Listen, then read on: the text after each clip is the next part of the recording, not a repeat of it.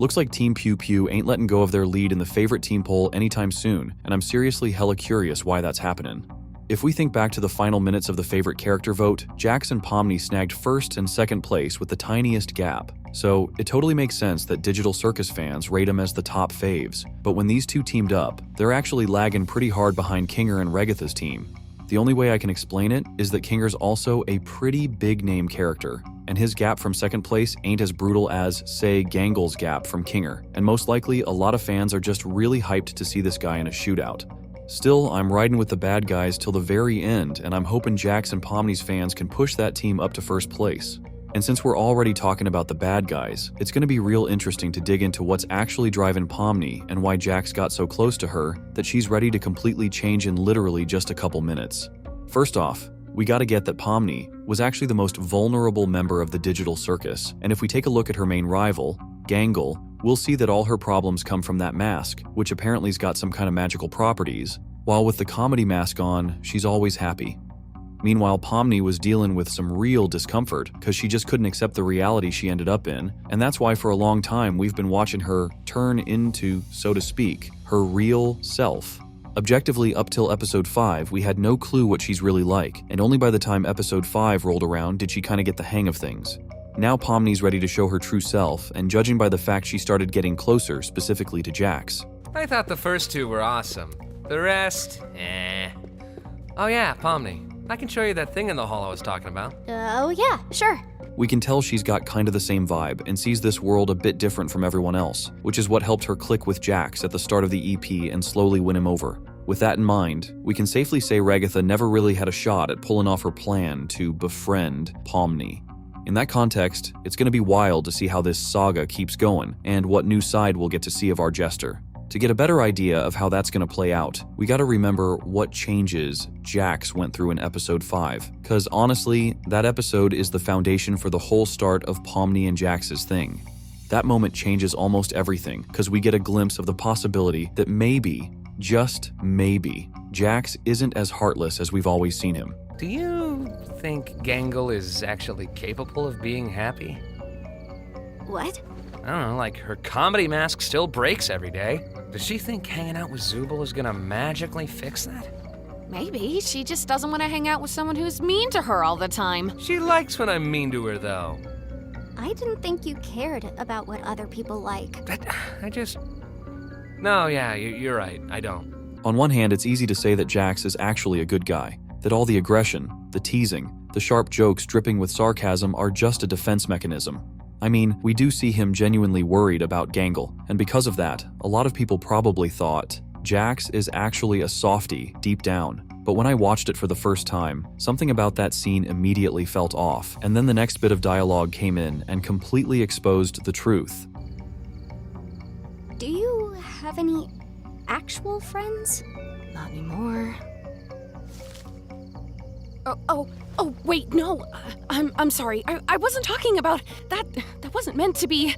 Now we realize that Jax once had a best friend, maybe even his only real friend, and later, we actually got to see who that was. It's pretty clear now that this character eventually became what we know as Kaufmo, and suddenly, Jax's reaction during Kaufmo's funeral makes a whole lot more sense. He doesn't want to feel those same emotions again, the pain he went through after losing someone that close. But listen to what he says next. What was that about? It's nothing. Who cares? Doesn't she get on your nerves sometimes?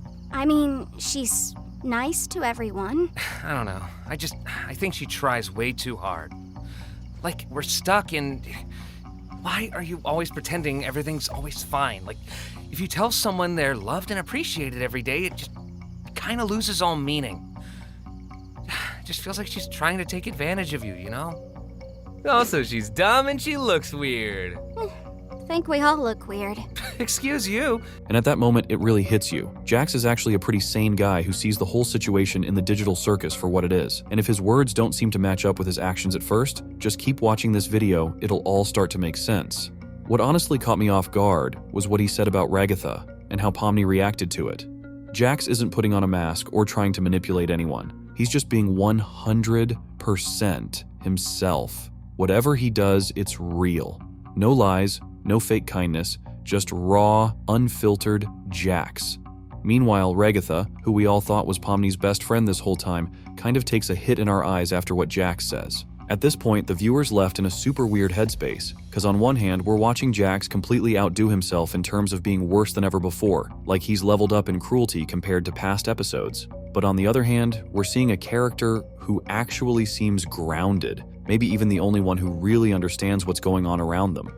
Then we're dropped into the bar. Yeah, the same one that was hyped up in the teaser with all that mafia energy, though barely any of that made it into the final version. But honestly, it doesn't even matter, cause just a few seconds after that deep emotional moment, boom, we're back to classic Jax.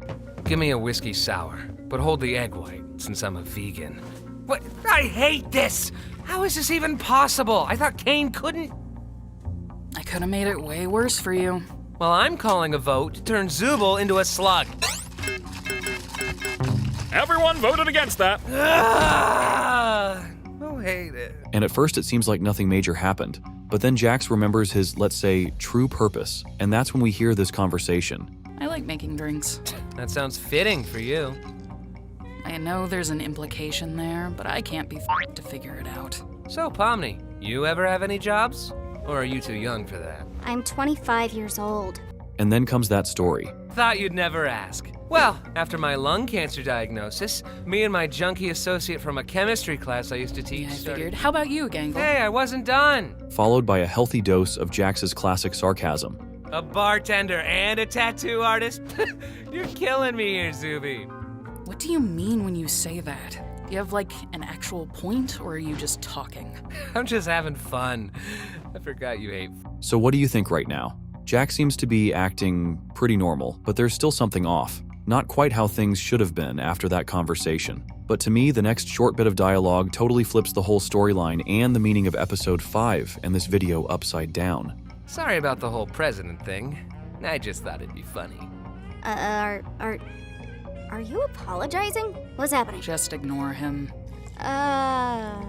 Apology accepted, I guess. Wow, the first steps of a budding friendship. Right, Ragatha?